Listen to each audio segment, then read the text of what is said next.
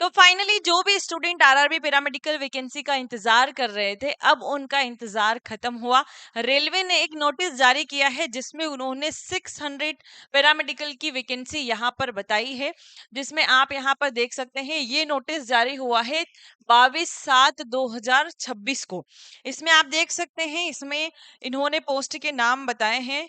Dialysis technician, जिनकी लगभग एक पोस्ट है, पे लेवल भी इन्होंने बताया हुआ है। हम चलते हैं लेब असिस्टेंट पर, है ना। जैसे कि हम देखते हैं कि 2025 में तो नहीं आई लैब सुपरिटेंडेंट की वैकेंसी, लेकिन 2024 में आई थी।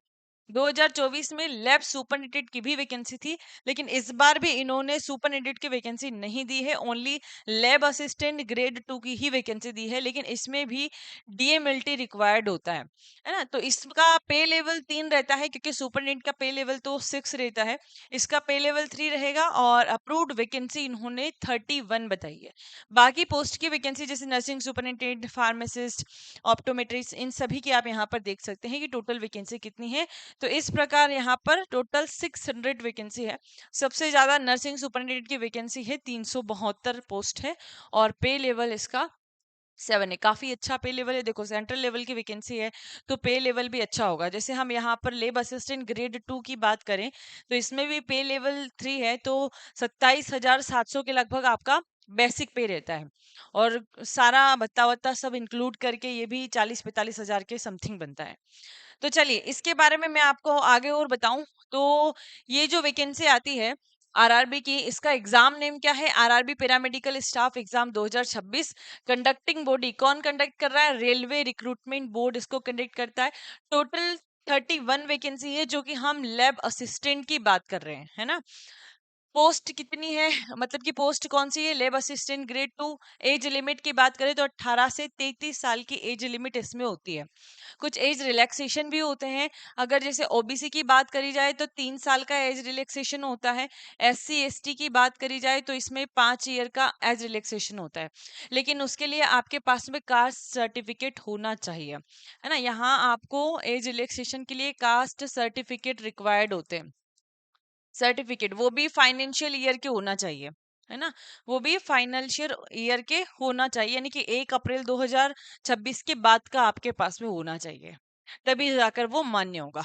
अप्रूव्ड वैकेंसी नोटिस 23 जुलाई, यानी कि 22 जो मैंने आपको बताई है, तो 23 जुलाई 2026 को ये नोटिस जारी हुआ। और इसका डिटेल नोटिफिकेशन की एक्सपेक्टेड डेट इन्होंने बताई हुई है कि अगस्त सितंबर में इसका डिटेल नोटिफिकेशन आ सकता है। तो आपको उसी हिसाब से पूरी तरीके से प्रिपेयर रहना है, अपने डॉक्यूमेंट सारे प्रिपेयर कर लेना है। अगर आप एज लिमिट को क्रॉस कर रहे हैं, आपको कास्ट सर्टिफिकेट बनवा लेना है, क्योंकि उसमें भी लगभग 10-12 दिन तो लग ही जाते हैं।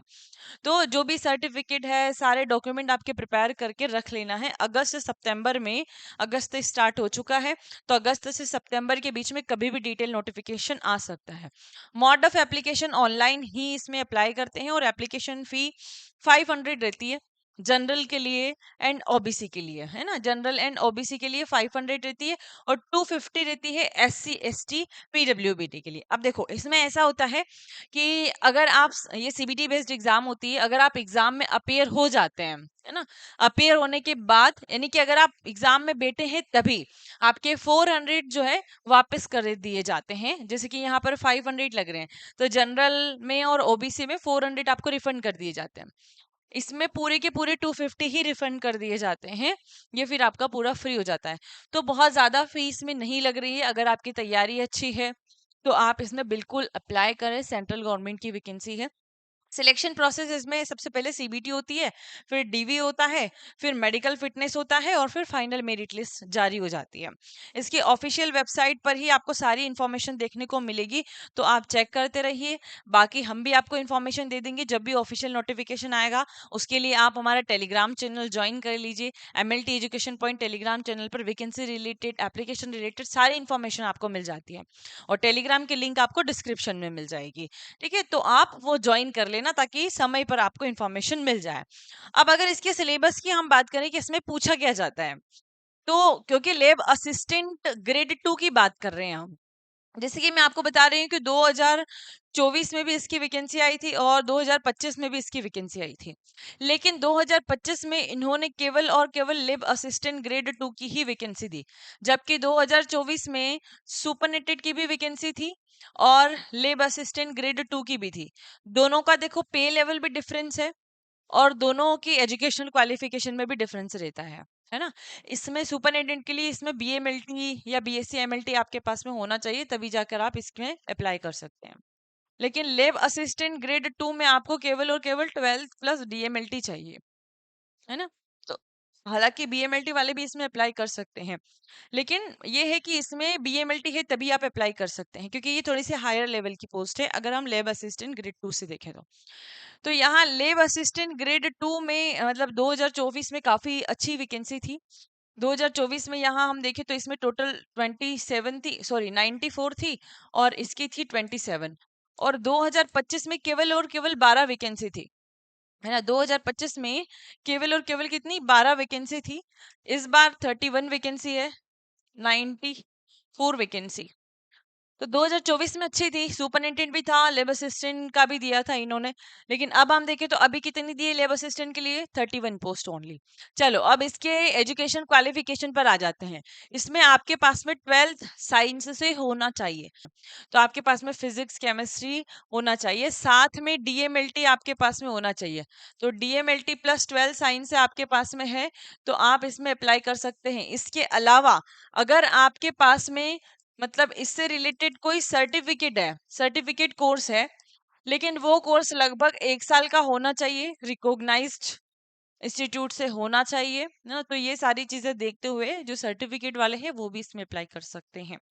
ये पुराने नोटिफिकेशन में दिया था, क्योंकि अभी डिटेल नोटिफिकेशन नहीं आया है। मैं ओल्ड नोटिफिकेशन के अकॉर्डिंग यहाँ पर सारी इन्फॉर्मेशन बता रही हूँ, ताकि आपको एक आइडिया लग जाए कि कौन कौन इसमें अप्लाई कर सकता है ना। क्योंकि फॉर्म अभी भरे जाने हैं, जो कि लगभग अगस्त से सितंबर में डिटेल नोटिफिकेशन आ जाएगा, तो आप उस हिसाब से प्रिपेयर रहें, है ना। तो ये सारी जानकारी, कुछ भी अगर चेंज होता है तो हम डिटेल नोटिफिकेशन में देख ही लेंगे। ये बाकी सारी इन्फॉर्मेशन ओल्ड नोटिफिकेशन के अकॉर्डिंग है। देखो आप सभी जानते हैं कि आरआरबी में जो है रेशियो रहता है 70+30 का, यानी कि 70 टेक्निकल से और 30 नॉन टेक्निकल से पूछा जाता है।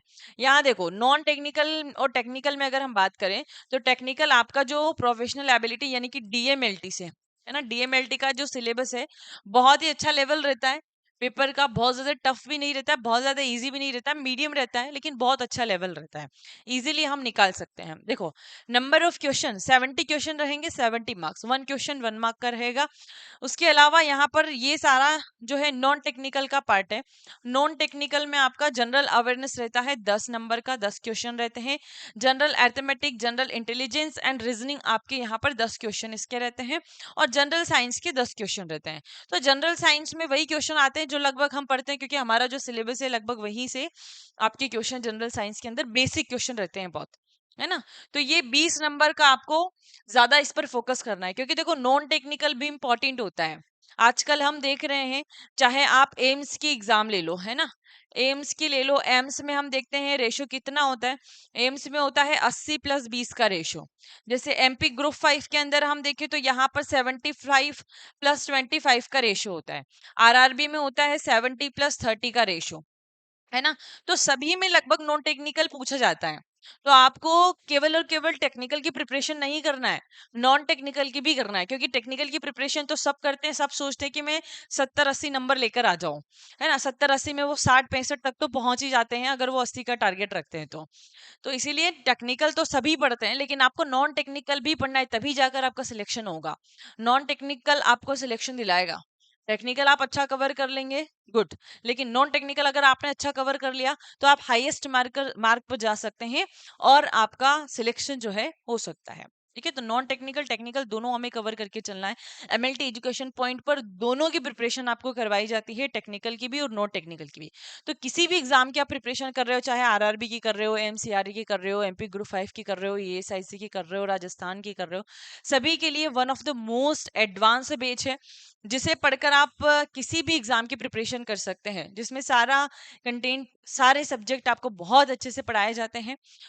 महाराजा बेस 2.0 बैच है जो कि आपको एमएलटी एजुकेशन पॉइंट एप्लीकेशन पर मिलेगी, और इसमें आपको वीडियो लेक्चर, पीडीएफ नोट्स भी मिलेंगे, हिंदी प्लस इंग्लिश में दोनों में दिए जाते हैं ना। बाकी लाइव एमसीक्यू क्लासेस हम यूट्यूब पर लेते रहते हैं ताकि आपका जो भी आपने पढ़ा है उसकी प्रैक्टिस भी होती रहे। इसके अलावा आपको टेस्ट सीरीज भी इसमें ऐड करी जाती है। टेस्ट सीरीज प्रैक्टिस के लिए होती है, सब्जेक्ट वाइज भी रहेगी, पीवाईक्यू भी रहेंगे, मॉडल पेपर भी रहेंगे, ठीक है।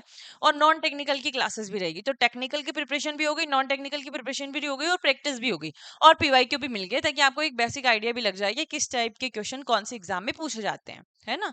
तो मतलब बहुत ही अच्छी बेच है। अगर इसके रिलेटेड कोई भी इंफॉर्मेशन आपको चाहिए तो हमारे व्हाट्सएप नंबर पर आप संपर्क कर सकते हैं, जो कि है 9977002457, है ना। या फिर आप direct MLT education point application पर जाइए, गूगल प्ले स्टोर से डाउनलोड करके वहां पर आप बेच देखकर परचेस कर सकते हैं डायरेक्टली।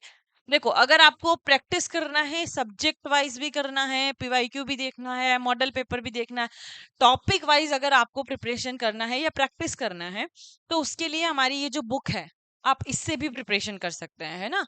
बुक भी बहुत अच्छी है, बहुत सारे स्टूडेंट के रिव्यू बुक से रिलेटेड बहुत अच्छे हैं, बहुत मेहनत से प्रिपेयर करी है भाई इसको, है ना। तो एक एक चीज हमने बहुत देख के इसमें ऐड करी है। अभी एम्स सीआरई की जो एग्जाम हुई थी उसमें बहुत सारे क्वेश्चन जो है इससे रिलेटेड पूछे गए हैं, और आप देख सकते हैं ये वो सारे स्टूडेंट है जिन्होंने एमएलटी एजुकेशन पॉइंट के माध्यम से सिलेक्शन लिए हैं, और भी बहुत सारे, ये तो हमने कुछ ही लगाए हैं। तो आप भी सिलेक्शन अपना ले सकते हैं, कोई ज्यादा बड़ी बात नहीं है, बस कंटिन्यूटी रखने की जरूरत है, कंसिस्टेंसी की जरूरत है, और आपको मेहनत करनी है। बाकी सारी चीजें हम आपको प्रोवाइड करवा रहे हैं, ठीक है। तो ये समझ में आ गया आपको, 70+30 का रेशियो, इस तरीके से आपको पूरी अपनी तैयारी करनी है। अब देखो, इसमें आपका एग्जाम का जो मोड रहता है ना, वो सीबीटी रहता है। एक मिनट, एग्जाम का मोड कैसा रहता है, तो सीबीटी रहता है, कंप्यूटर बेस्ड टेस्ट होता है। एग्जाम का ड्यूरेशन आपको 90 मिनट लगते हैं, मतलब 90 मिनट दिए जाते हैं। जनरल कंडीशन में अगर आप पीडब्ल्यूबीडी कैंडिडेट है तो 120 मिनट आपको दिए जाते हैं। क्वेश्चन फॉर्मेट आपके 100 ऑब्जेक्टिव मल्टीपल चॉइस क्वेश्चन रहेंगे, कितने, 100 क्वेश्चन रहते हैं, 4 ऑप्शन आपके उसमें रहते हैं, 1 क्वेश्चन 1 मार्क का रहता है। क्या इसमें नेगेटिव मार्किंग भी रहती है? बिल्कुल, इसमें नेगेटिव मार्किंग भी रहती है, उसके बारे में भी हम देखेंगे। देखो, बाकी सब्जेक्ट के बारे में तो मैंने आपको बता ही दिया है कि सब्जेक्ट के में क्या क्या आपका पूछा जाएगा, टेक्निकल, नॉन टेक्निकल।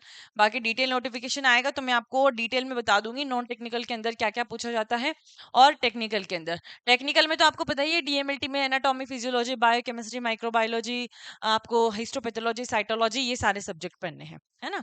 चलो, नेगेटिव मार्किंग आपकी रहती है यहाँ पर 1/3 मार्क की will be detected for every incorrect answer, यानी कि अगर आप 3 क्वेश्चन गलत करते हैं तो आपका 1 मार्क काटा जाएगा, ठीक है। 1 क्वेश्चन 1 मार्क का है, तो उसके अकॉर्डिंग 1/3 के अगर हम देखें तो 3 क्वेश्चन गलत करने पर आपका 1 नंबर काटा जाएगा, यानी कि 1 क्वेश्चन पे 0.33 मार्क्स आपके कटेंगे 1/3 पर, अगर हम बात करें तो, ठीक है। सो ये था आरआरबी का एक बड़ा सा अपडेट। तो आई होप आपको समझ में आ गया होगा कि आपको अब करना क्या है, अपनी तैयारी में लग जाना है, अपनी पूरी एनर्जी आपको अब अपनी प्रिपरेशन में लगाना है। 31 पोस्ट है, हालांकि पोस्ट बहुत कम है, लेकिन अगर हम देखें जैसे 2025 के कंपैरिजन में, तो इस बार पोस्ट थोड़ी सी बढ़ाई गई है। सुपरनेटेड का भी इन्होंने ऐड नहीं किया है, लेकिन देखो ये टेंटेटिव है ना, जो भी बता रखा है, हो सकता है इसमें कुछ चेंजेस हो।